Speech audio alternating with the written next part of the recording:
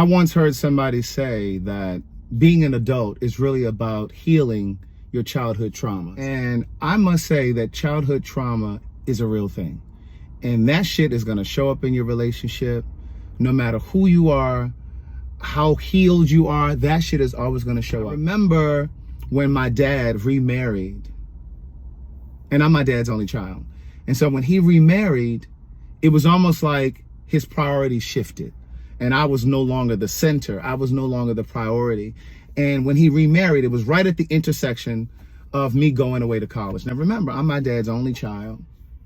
And he had always talked about me going to college and being successful and this kind of thing. And believe it or not, he was literally bragging to people, oh, my son is in college, but he wasn't helping to pay for any of my tuition. Yes, he was sending child support, which my mom was allowing me to use for my monthly expenses, but he didn't do anything above and beyond that. My mom was doing far beyond what he was sending for child support. But then as soon as he was getting married, it was like I was no longer important, or what was important to me was no longer important to him.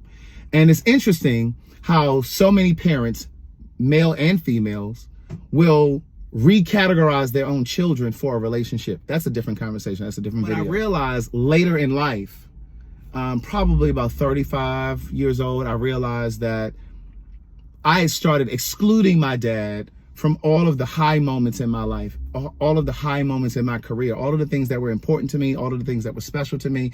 I started to exclude him because it was my way of punishing him for excluding me, for shifting me as a priority in his life. And then once I realized that's what I was doing, and I didn't realize until I was writing my second book, and I realized that I needed to heal that trauma. I needed to heal that hurt. And that was what I did. So this is a message for parents. Be mindful of how you show up in your child's life.